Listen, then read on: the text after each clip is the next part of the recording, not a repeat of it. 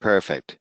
Well, good morning, good afternoon, and good evening to our global Nimble community. My name is John Ferrara. I'm the CEO of Nimble, and today is a special day because we have a guest who is not only a serial entrepreneur, but has been recognized as a leader in be really beyond social media. Because I think that social media as a term is really going to go away because ultimately it's just another channel of conversation. She's a leader in helping companies shine, and that's why her company is called Radiant LA, and it's a training and development company. She's been featured as a speaker and on CBS, ABC, and she's one of the top 10 social and content marketers according to Analytica. I've been on one of those before. It's always nice to be recognized by your peers. I think it's more powerful when other people talk about you. She's got 20 years of marketing experience, and she's dedicated to helping executive and business owners find the best way to tell their story and grow. And Rebekah, I just want to welcome you. Please say hi to the audience. Oh, John, thank you so much. I am thrilled to be here. Awesome, awesome. So you've got control of the deck. We're going to be talking about recipes for successful and measurable, which is so important. How to measure the results of your efforts, social selling. And so with that, Rebekah, take us away. You got it. Yeah. So we're going to talk a lot today about a four-step process and how you can present yourself as a trusted advisor versus that spammy salesperson on social platforms, how you can use Nimble to effectively engage in social listening, generate leads, connect the marketing and connect production relationship to drive measurable results and get measurable ROI out of your social selling efforts. I know that's a big struggle for a lot of people I talk to every single day. And then how to scale. So, how to take everything that you're building and really scale social media networking methods to grow your business. And then we're going to give you some free offers, go through a Q&A, and I want to make sure that you don't need to scribble down a whole bunch of notes because while we're going to go through this pretty fast here today, I am giving you a free blueprint that is going to outline every bit of this and so much more that we're going to talk about here today. So, hang on for that. And you'll get that here at the end. So the four-step prep process that we're going to talk about, first of all, is the planning. Second is the research, something that I find is so often overlooked and so critical. Number three is the execution. And then number four is how you can profit. So often we forget that there is a component of selling within social selling, and we're out there and we're busy and we're having conversations, but we don't know how to get from step one to step four. So we're going to jump in. We're going to talk about some real ways that you can use social media to actually generate revenue, to increase your bottom line, and then create a consistent flow of income for your business. I noticed in the polls, John, that consistency was a big issue for a lot of people in how they were executing upon that plan of social selling. So hopefully today we're going to help you pull all of that together. And step one is the planning, because as we all know, failing to plan is what? You are setting yourself up to fail. And so this is such a critical piece where you can really take stock.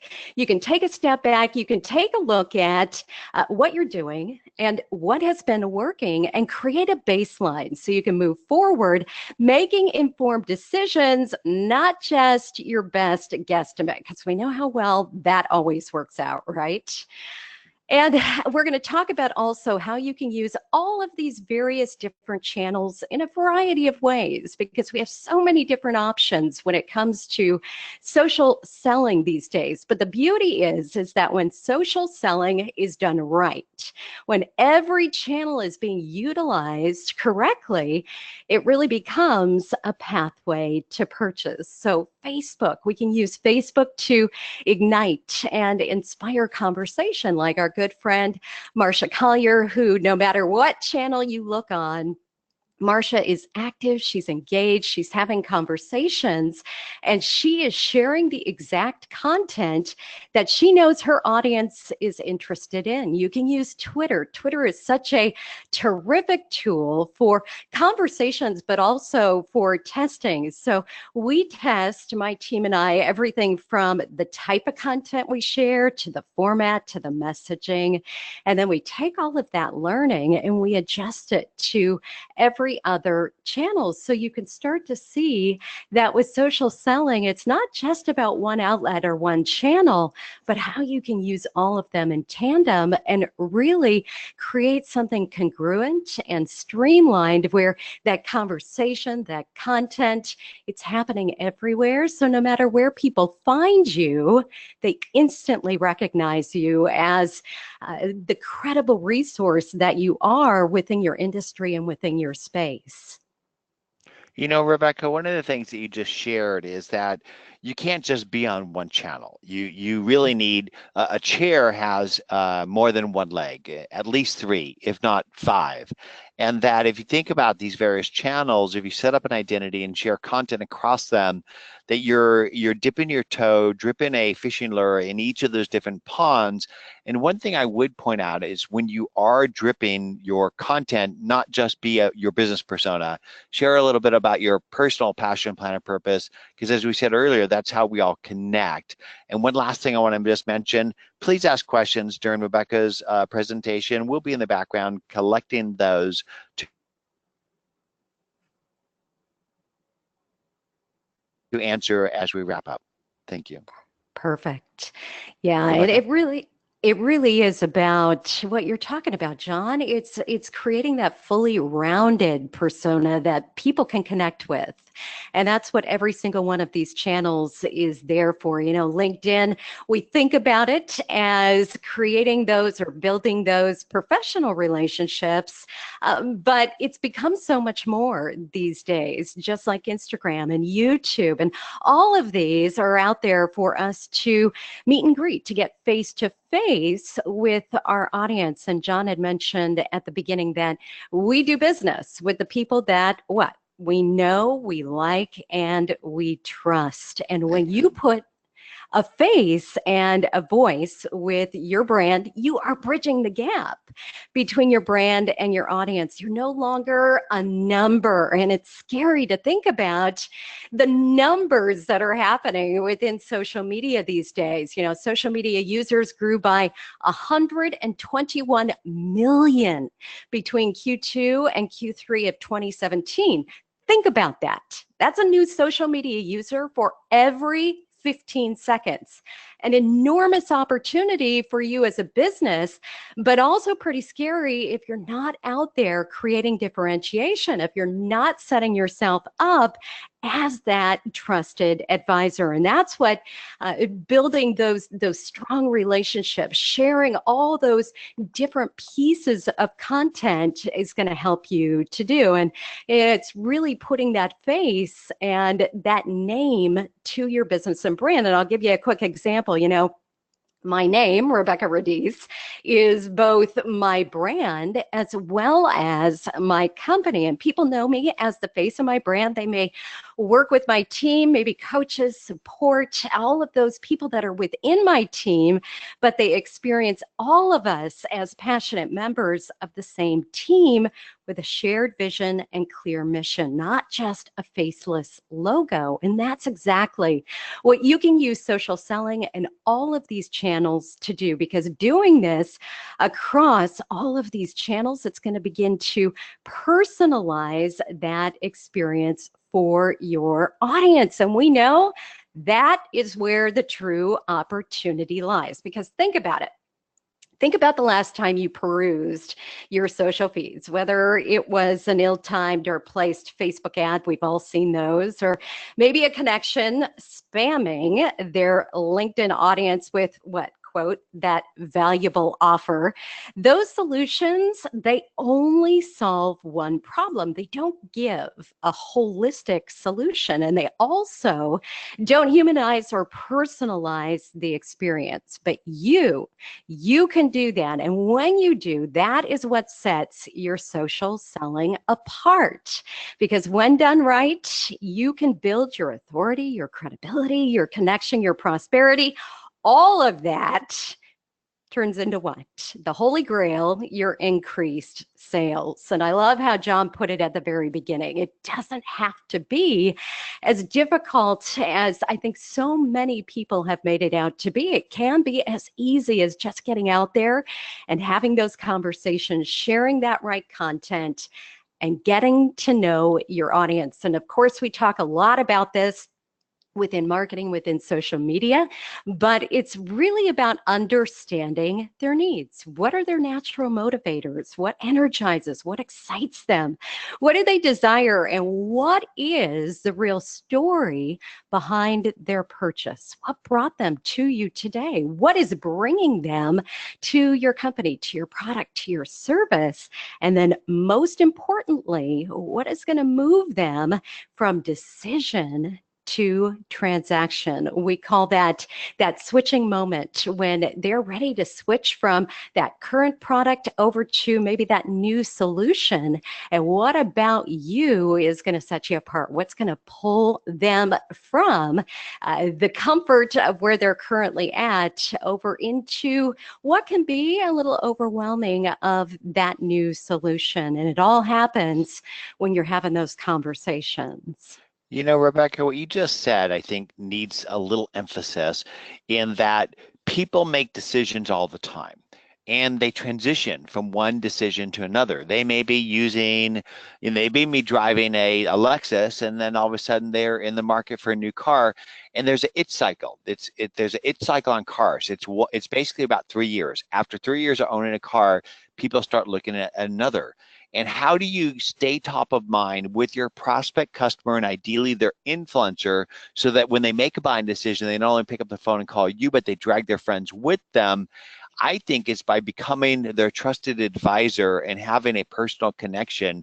Those two combined, if you can set yourself up as somebody who is the expert, so that when they do want to make a decision in and around the areas of promise of products and services, that they see you as the expert and there's a personal connection, so they just lean towards you. What do you think? Oh, that's such a great visual, leaning towards you. So moving towards your company, as opposed to, I think, that push-pull situation we feel so often, where Mm. it can almost feel as if we're trying to drag our audience along with us, where Lean yours on is, me. yeah, there you I'm go. your friend. When I have that song in my head later today, I'm going to know why. Go ahead.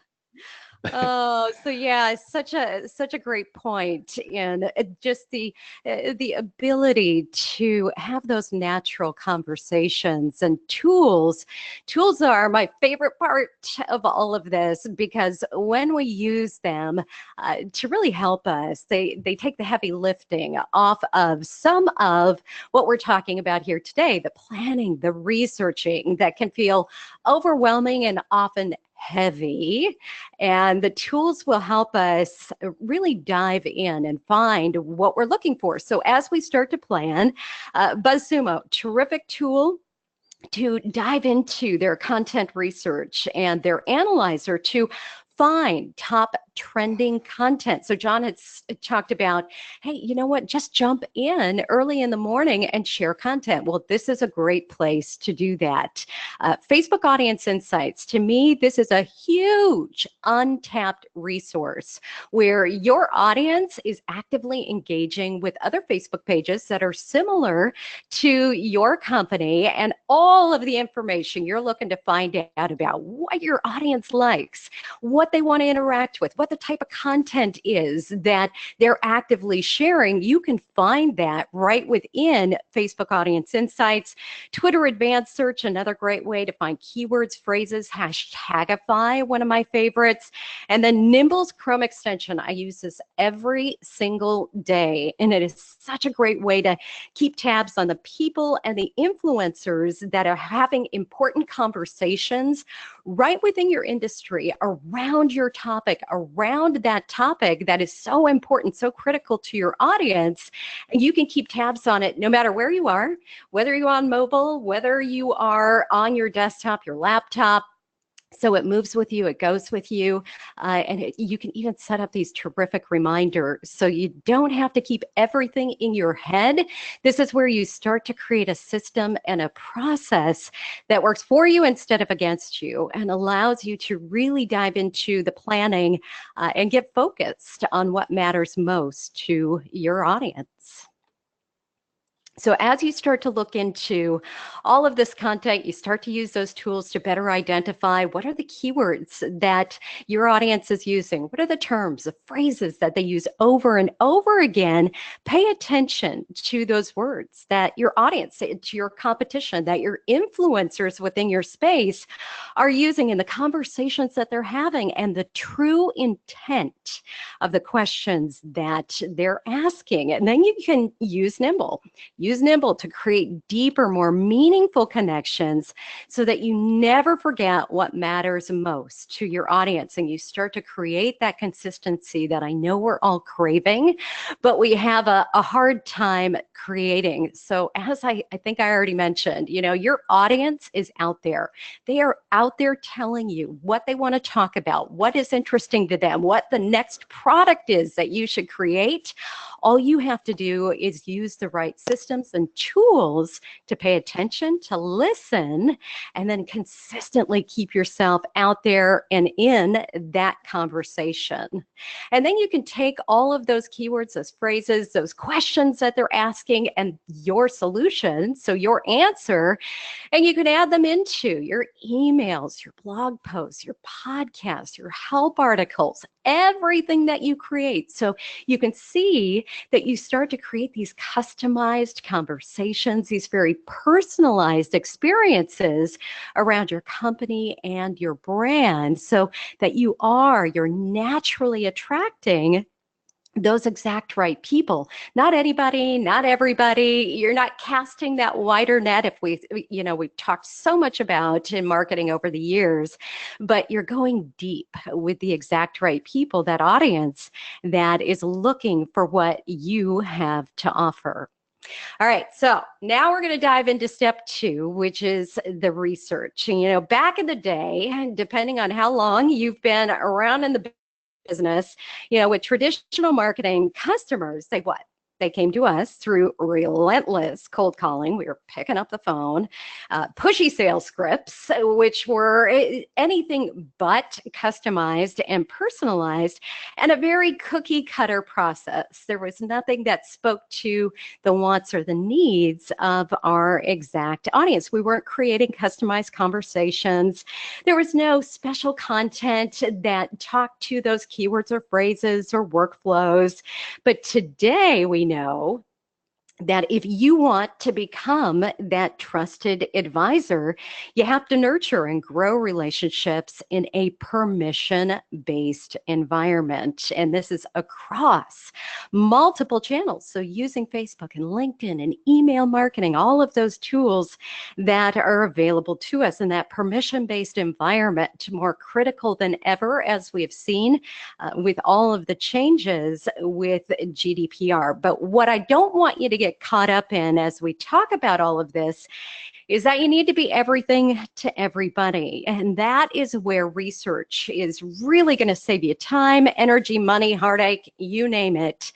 Saves you across the board. And I'm going to go back to tools again. And we talked a little bit about Facebook Audience Insights, but as you start to do your research, use these tools to better understand, get into the head and the heart of your audience. You can find and connect with the exact right people through Facebook Pages Manager. So if you're not using Business Manager, this is a great way to manage all of your notifications. We talked about consistency. This is going to help you stay involved in the conversation. Mention is another great tool. Social Mention. We're all familiar with Google Alerts at this point. And then Nimble Signals. I love this tool. As you hop in to your dashboard, you can move all of those pieces around. I have mine right up at the top, so I can see anybody that's talking about my company, about my brand, about my personal brand, and I can interact right then and right there with them. So I stay in real time, not only actively listening to what they're talking about, but also involved in the conversation. So I'm monitoring, I'm responding. I'm not what? I'm not a faceless brand. I'm not a brand that's simply pushing out content and not coming back, not engaging, not having a conversation, but I'm actively involved in interacting with my audience. So your next step within the research then is to assess and diagnose. And here's what you're looking for. So as you're going to start to go out and use these tools, as you're getting involved in the conversation, pay attention. Pay attention to where your competition is hanging out. Not just any competition, but the competition that's doing it right, okay? These are the people that you are out there going, wow, high five. You are sharing great content. You have nailed your messaging. Your graphics are phenomenal. The video you're creating is excellent. So that competition that is just really out there setting the bar high for your entire industry. Take a look at how successful are they on each channel? So are they doing better on Facebook, maybe on Instagram, on YouTube? Where is their content resonating? And then pay attention to whether your audience is spending their time there as well. Because what? We could spend all day on Instagram because we love it.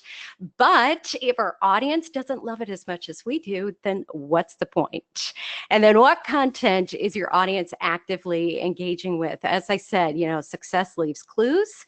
Not only is your competition going to be able to show you and point you to what your audience is interested in, but your audience is raising their hand. They're telling you, this is exactly what I want through their interaction and their engagement. So stop doing the guessing, stop worrying about what they want, and instead start to assess and diagnose those clues that they're leaving out there for you. Rebecca, there's a tool that I recommend to access and diagnose, especially creating a dashboard for yourself and your competition, and even peripheral companies that are related. It's called Rival IQ. Have you heard of it? I have, yes, great tool. Yeah, great tool. So if you want to understand the effects of your motion in social and your competition, it's a great dashboard. Yeah, no, terrific tool. Just another one to add to your tool belt. And I know that there are so many out there, but there's a handful that it's really all you need. 3 to 5 tools that are going to help you every single day. And that's a great one to be able to help you start to add some key elements into all that we're talking about here. And as you're looking at your competition, what I want to make sure that I'm clear about is you're looking to model success. You're looking to see, hey, what are people out there doing that they're doing really, really well, and learn from it. What you don't want to do is copy. Your goal is to identify what your audience is looking for and then use a few elements and make it 100% yours. Put it into your message, into your tone, into your voice. And to do that, some of the elements you can add into that is storytelling. John, I think you are a magnificent storyteller. And it speaks to why you've been so successful with both Nimble, Goldmine, everything that you do, because I can remember every conversation we have and the stories and how you made me feel within that conversation because of what you shared. I think that there's a lot of adages to storytelling, along the lines of people won't remember what you said, but they remember how you made them feel. And people aren't going to remember numbers or charts or data on your RPM, but they are going to remember your stories and how you made them feel. And I was telling someone on an airplane flying up here to Seattle yesterday about my trip to Ireland, and I prepared by reading a book on Ireland. And the Irish people were storytellers. There was a storyteller who would go from village to village and tell the history of Ireland. And before books and before the internet, before mobile phones, that's how we all learn, was from stories.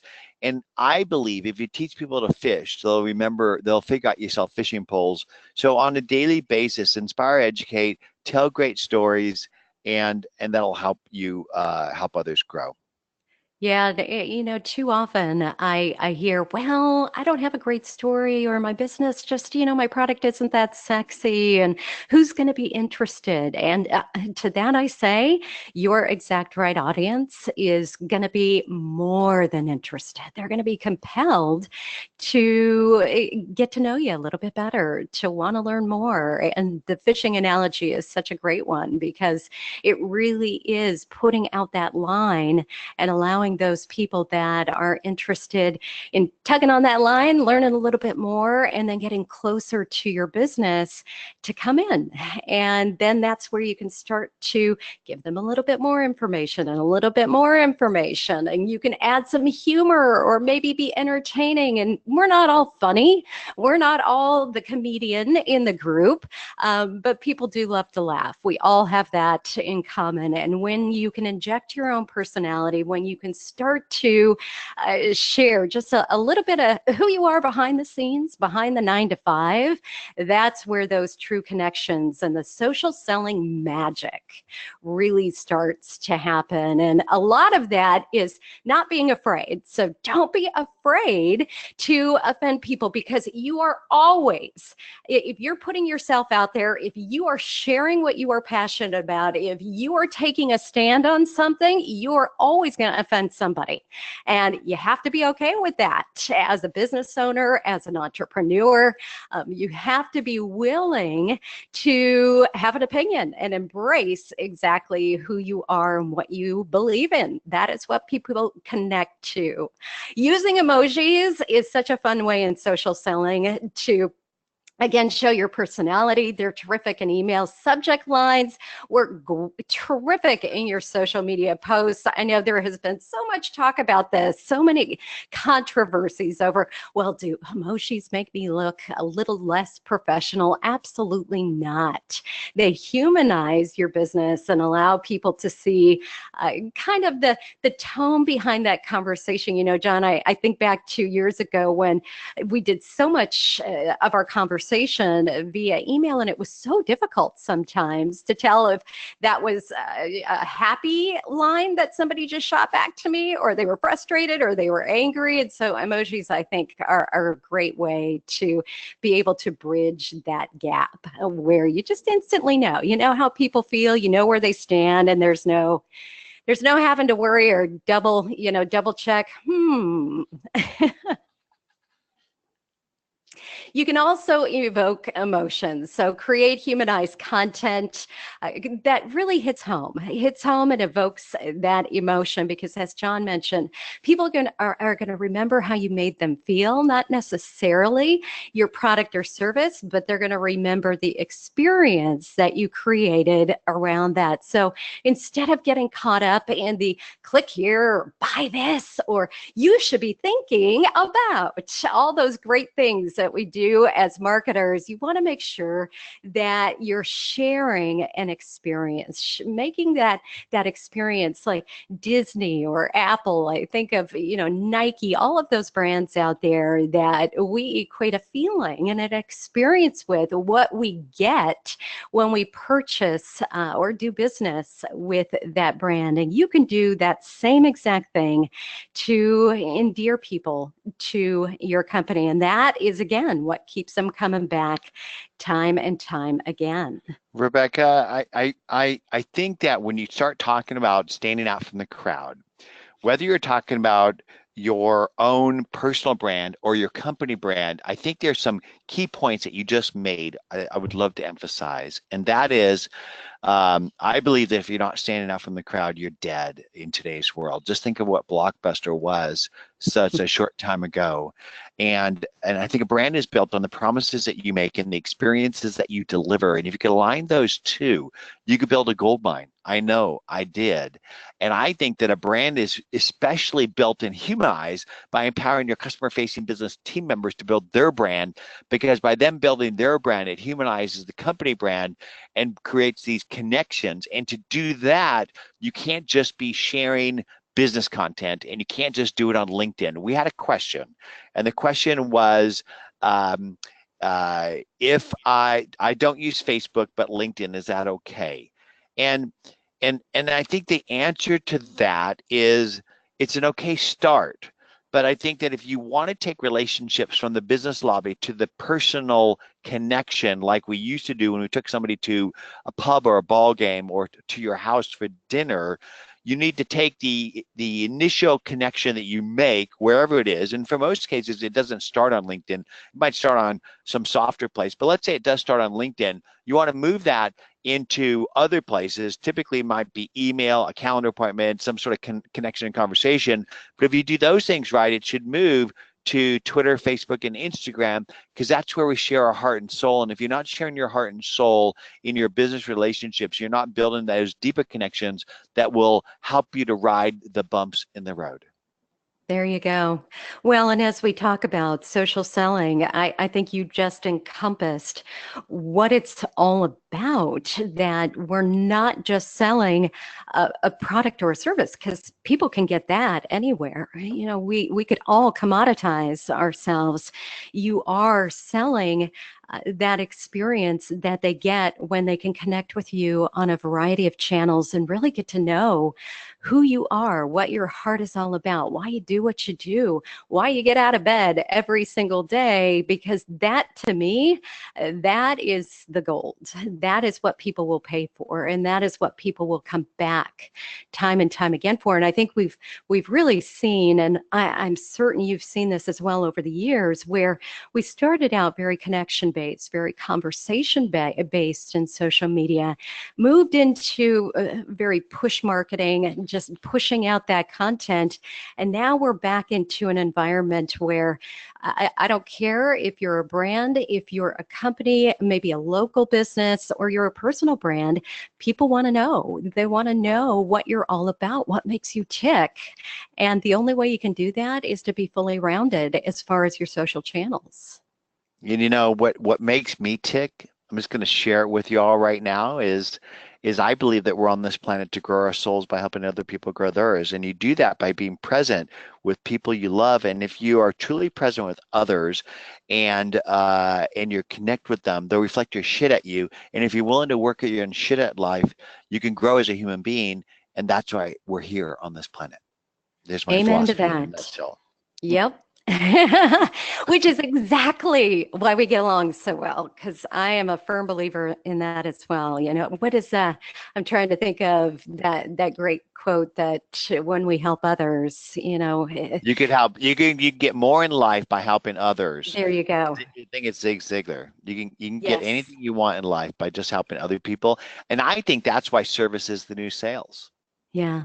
Oh, absolutely. Yeah, I couldn't agree with that more. And I think that's something that is understood a little bit more today as we are bridging the gap between marketing and sales, which is really what social selling is all about, is understanding that we're not sitting over here, our personal lives, our business lives, our marketing, our sales strategy, not in separate silos, but we're pulling them all together. And when we do that, we truly can show people how much we care about them, how much we understand what they're looking for, what they're needing, and then creating exactly what it is that they've told us that we need. And this step 3, I think, is super exciting to me and to most people because it's where we get to really dive in. And now we get to take everything that we've planned, all of the research that we've done, and now we get to jump into the execution because now at this point, through our 4-step prep process, we found our audience, we've researched what they want and need, we've identified that there's a hole in our market with a need, and then we've identified exactly what our differentiator is. What is it that we bring to the world that nobody else does, and how are we going to position that in a way that naturally attracts our audience? So your step 1 is you're going to map out your first offer. So what is it within your social sales campaign that's going to help drive people over to your social channels, that's going to attract them to you, what that workflow is, so how you're going to use email, how you're going to use all the various different touch points that are going to help them better connect with your message. And then how do you create those next steps? So to do that,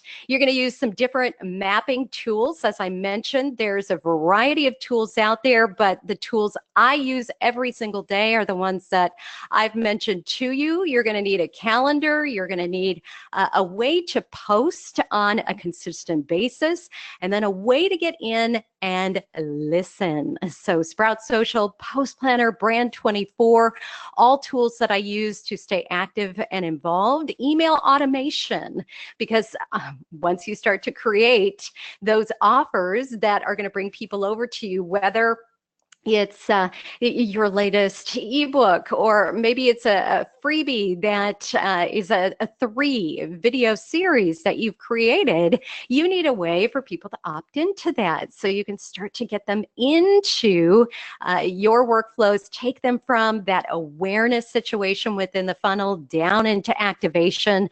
So a few options: ConvertKit, Get Response, Drip, all great ways to interact, engage, and stay top of mind with your audience. And then step 2, this is really a critical one, where you want to get everything out of your head.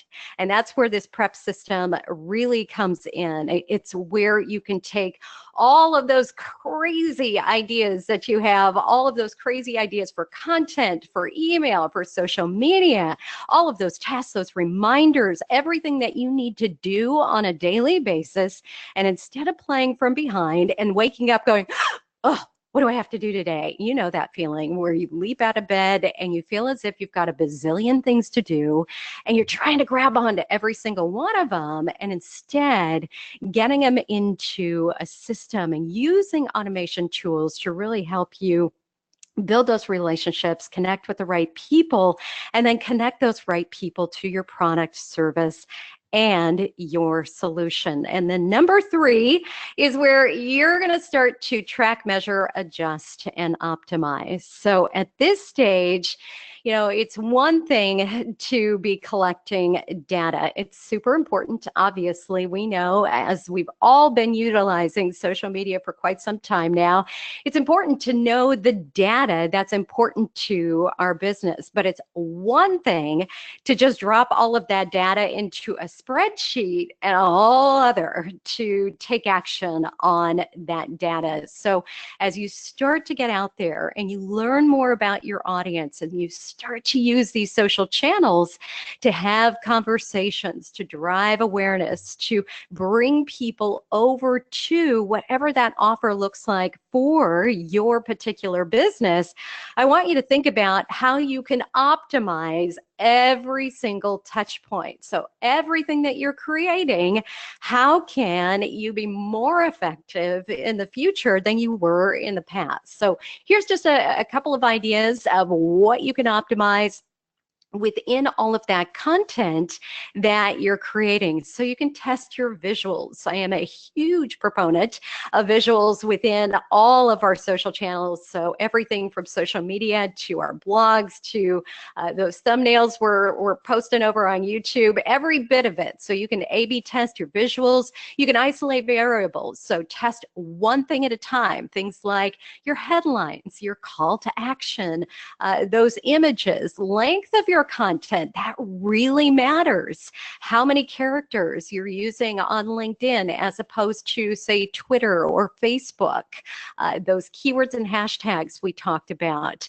And then your content frequency. So how often are you posting versus the length of your content? And of course, we've had those conversations for years about what's the right time to post and how often should I post. And to that, I would tell you it's very specific to you and your social channels. So you need to be looking at all of that data to best understand when is it that your audience is actively online? When is it that they're engaging with your content? And then what type of content are they interacting with the most? Is it video? Is it your latest podcast? Is it a blog post? Is it just a text-based post? And you're going to start to figure out pretty quickly as you isolate all of these different variables, which channels perform best, which type of content performs best on each of those different channels, and then the length of that content. So don't get caught up in those big, long, roundup posts that tell you this is exactly when you should post or the exact type of content. Those are great from a very high level, but you have to drill down into your own data to really best understand what it is that your audience is looking for. And then as you start Hey, to hey, Rebecca, can I interject something here? Because I think a lot of people are afraid to put content out there. I remember the first time I tweeted, like in 2009 or 10, and I said "Hello World," which is a sort of an old computer term that was that people used to use.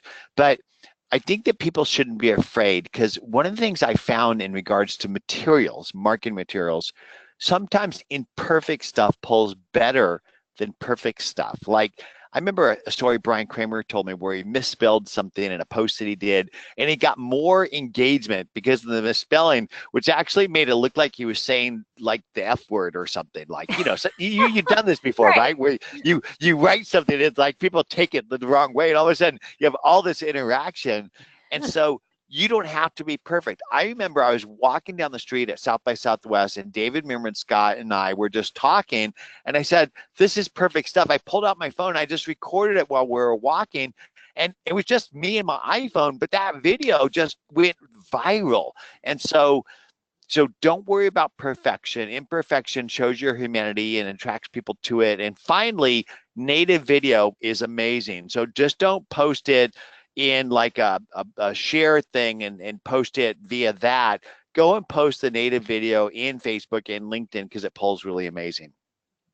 Yeah, video is absolutely where it's at, and anybody can get involved in video. And as I joke that I'm a recovering perfectionist, John, that I can totally appreciate that because we put those roadblocks in front of us, where, oh, my lighting has to be perfect, or my background has to be perfect, or my mic has to be perfect. And you can get so caught up in that it stops you from just getting out there and having a conversation with your audience. And way more important, that you are sharing those in the moment moments or imperfect moments that you mentioned, because that really that's where the relationships begin to form. And the perfectionism too can even go so far into, oh, wait a second, should I be saying that? Should I be sharing this? Should I use those words? And that overthinking can really get us stuck and hinder our social selling. And so can what we have to track and measure. So don't feel, and I used a lot of big words in this slide because I wanted to give you a sense of what's out there and how overwhelming it can feel to track and measure our social selling. And so what I want you to know today is it does not have to feel like you are reading Greek. It does not have to feel like you are tracking somebody else's goals for your business. What needs to happen is all of your social selling goals need to align with what is most important to your company and your business. What is it that is driving revenue for you? So if it is a new MQL, a marketing qualified lead, or sales qualified lead, if it is sales or product conversions, if those are important, awesome.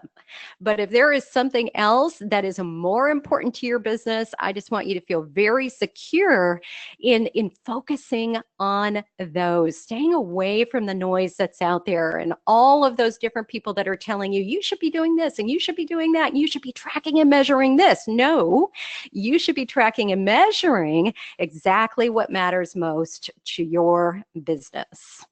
All right, so let's jump into that final piece. So that step 4, which is the profit piece, and the piece where now that you're getting to know your audience, you're sharing all that different content, you're consistently showing up, you're sharing that valuable content that is relatable, informational, quality content for your audience, you're solving customer problems, and you're giving away the solution that they've been seeking. I think John said exactly this at the beginning, where it's not enough for us to just show up these days. It's not enough for us to push out faceless content. We have to share the exact solution at the right time, in the right place, so on the right channel with our exact right audience. And that's where you start to see the profit starts to flow within the social selling. And this is the piece I think so many people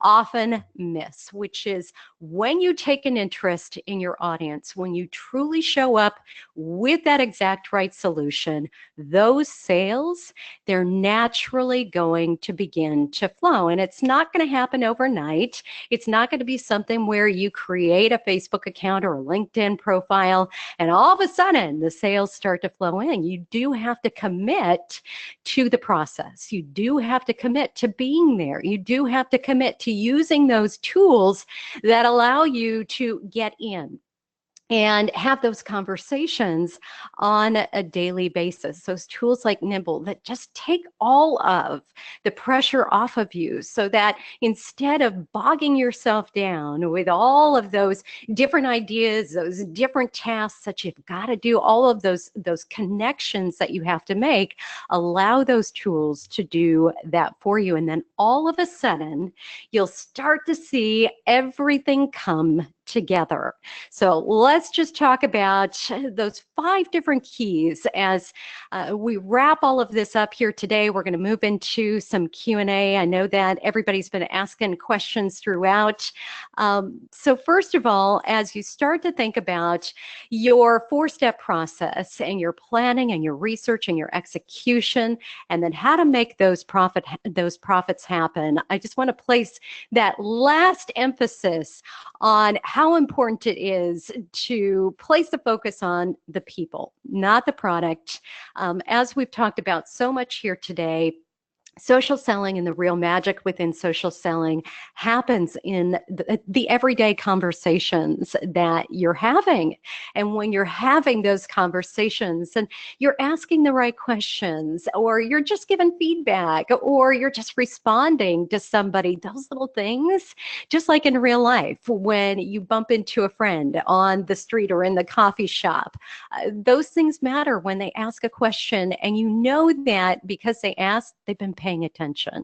They know a little bit about what's going on in your world or in your life. And we can do the same exact thing with all of our social channels that allow people to truly appreciate the fact that we appreciate them, that we've taken the time to really understand them.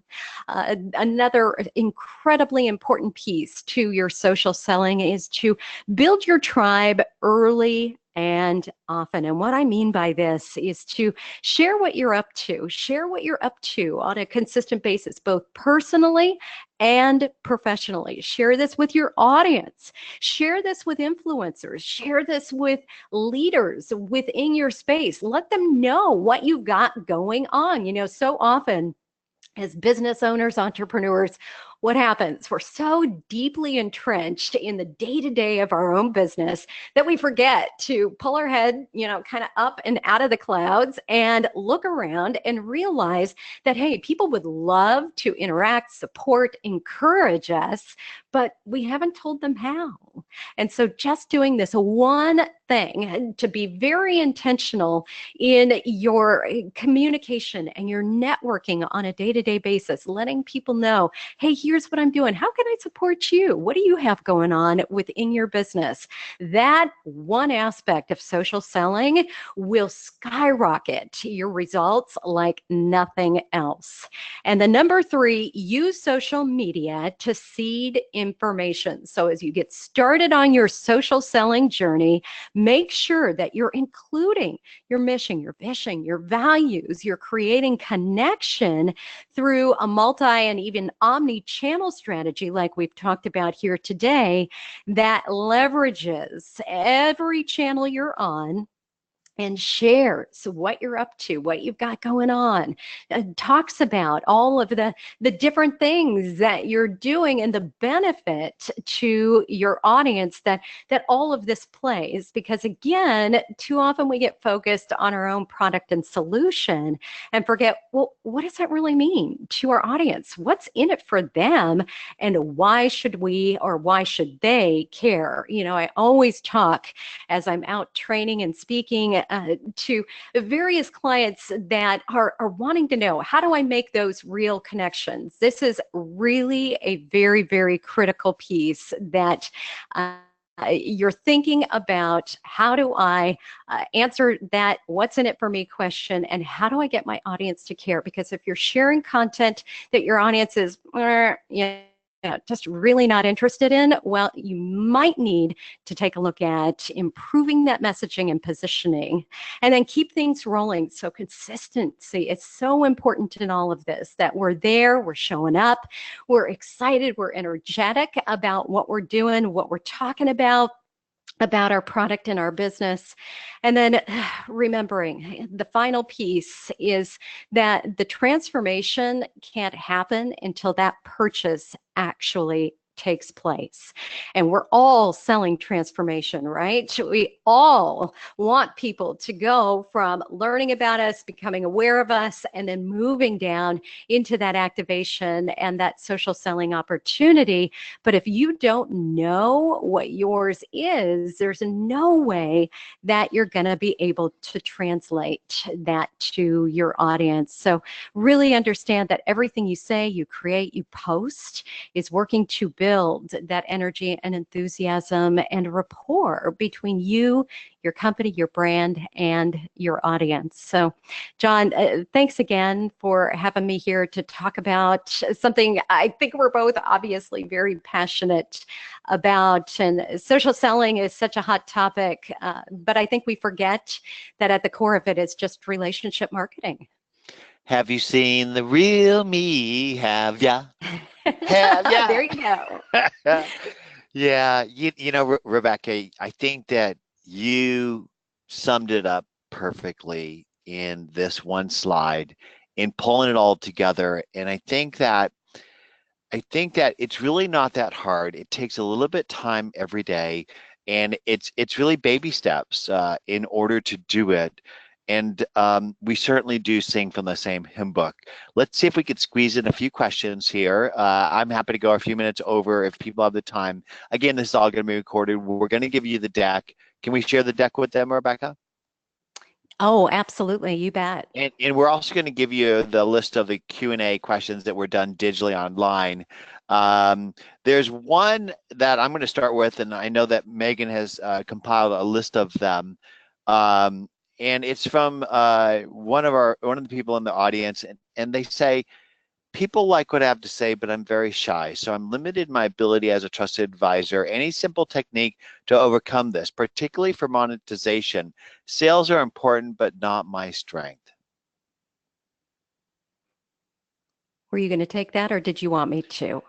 Well, you know, I think that if service is the new sales and that we're here to help other people grow, if you stop selling and you start listening and you find ways to add value, then you don't have to worry about selling. I think sales is a four-letter word. I think that we all struggle with selling people. I think that the bag 'em and tag 'em mentality of the Oracle salesperson is what really got us in this, and it really started with the Fuller sales brush salesperson. And so my advice to you, John, is don't think about selling, think about serving. Take moments to prepare before you ever go meet with somebody. Know who they are, what their business is about. Find ways that you think you might be able to add value. Ask open-ended questions and shut up and listen. And your customers will tell you everything that you need to know on how to add value, even if it means recommending another solution. Because if you do that on a daily basis, you're going to have an army of people pounding your door down to buy from you. Yeah, it seems simplistic, doesn't it, about the listening and paying attention. But if you just think about what are the top 2 to 3 challenges that your audience struggles with, and then what is your unique solution, you could probably, if you sit down, give yourself 30 minutes uninterrupted, write down a handful of different ways. And then you could just craft little posts around that that become emails, that become a variety of content that just conversationally answers that. And I always think about it as if we're just having a conversation like we're having right here. So I'm not going to use big flowery words. I'm not going to try to use words that make me sound super smart, but I'm going to use the words that my audience uses Mm-hmm. that really make sense to them and make them really see that I've taken my time to get to know who they are and what it is that they need. And I so agree. When you start to do that, and you come at it from that servant heart of how can I serve my audience every single day, those are the connections that lead them into your social sales funnel instead of feeling forced, the old school days of when we were doing the hard selling like you were just talking about. uh, People don't want to be sold, people don't want to be told either. They want to have a real conversation, and we can do that by just answering their questions. Amen. Here's another question by James Climb. How long blog posts should be? How long podcasts should be?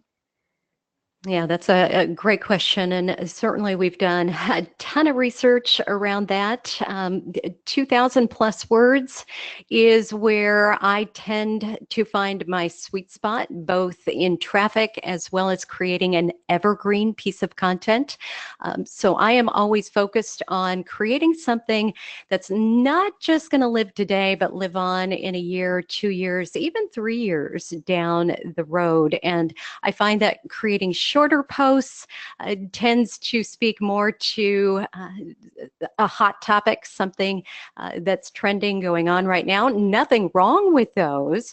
But if you're looking to create a really solid foundation, a base of content that answers all of those questions. So let's say you're just getting started with blogging or with podcasting. You can use the same idea of that prep to pull all of your content together, your blog posts, your podcasts, by simply looking at what are all those questions your audience is asking and how can you write a blog post around that. It could be a 2,000 word blog post. And then how can you take that and put it into bite-sized content, a podcast format for them?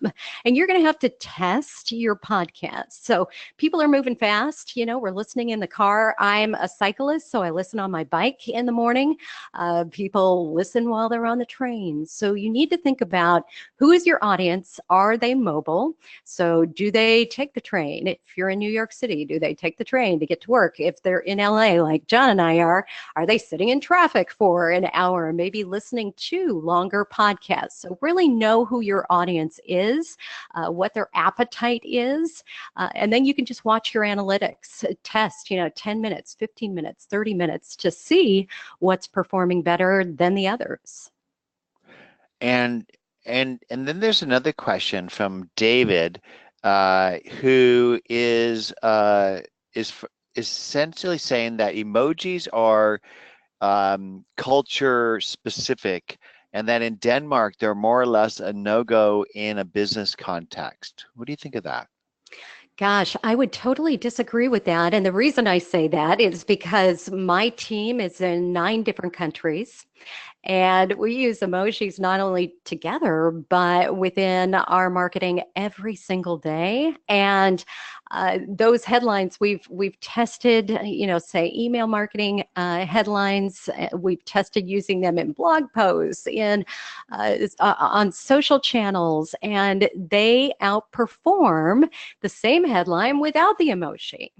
And so I think the beautiful part about emojis is they really do cross borders. They really do translate in a way that maybe we can't with our words, but we can with emojis. And so, respectfully, I would disagree, but certainly your market.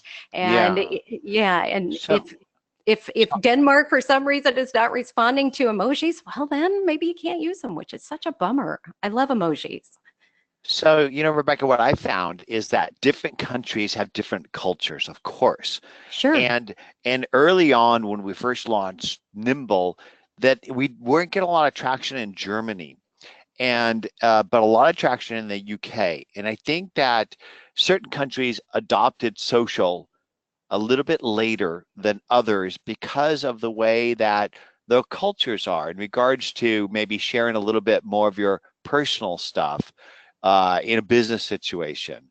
And that maybe some cultures feel like business should be serious. But ultimately, here's my prediction. I think that globally, young people are adopting common practices at scale by the speed of light. And that if adults in Denmark are not using emojis in certain aspects in certain areas, their kids are. And those kids will be adults soon, and the whole world will, for good or for better or for worse, begin adopting a lot of these practices. Yeah, I would agree. Yeah. So with that, we're 6 minutes over. I think that we covered a lot of the questions that are here. Again, we'll do our best to answer them all and before we send out the responses. Let's talk about some takeaways. I think it's your next slide. There you go. Yes. So, as I mentioned at the very beginning, I've got everything we talked about, but so much more, a whole lot more detail than we could go through just in our 60 minutes here today. So, it's a social selling blueprint, walks through the 4-step process. So, the planning, the research, the execution, the profit to using social selling successfully in your business. You can get that. It is a free blueprint to you. Just know that this is a special offer because you are friends of Nimble. Typically, this is a $49 document. So you can access the social selling blueprint at RebekahRadice.com/social selling. And John, I'll let you talk about Nimble. You bet. So, what I loved about this presentation is we didn't talk much about Nimble, and that's okay, because I believe if you teach people to fish, they'll figure out yourself fishing poles.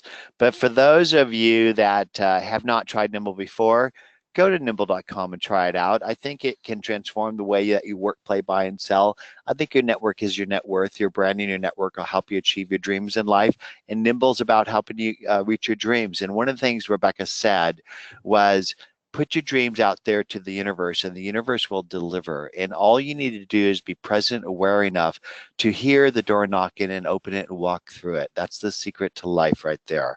And so go sign up for Nimble. And if you like what you see, use the code John40, JON40, and put that in when you convert to a paid account, and you'll save 40% for your first 3 months. If you are in a Nimble plan already, write to care@nimble.com, and we're going to give you 100 free prospector credits, which essentially will give you the contact info for people that you're connecting with, including email, phone number, and address. And no, it's not designed to spam them. You should get permission to connect before you connect, and you can get permission in so many ways, but that is a topic for another podcast.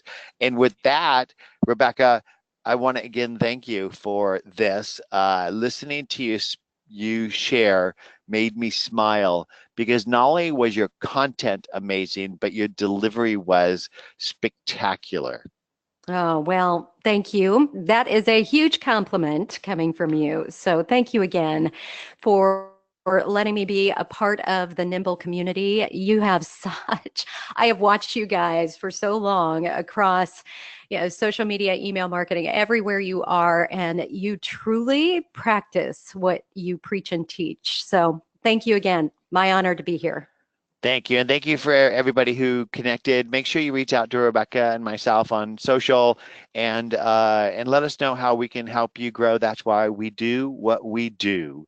Have an amazing Thursday. And if you want to have some fun, do a Throwback Thursday post today in your social. Tell us a little bit about your past that we don't know about, something that'll make us smile. Take care. Bye-bye. Bye-bye.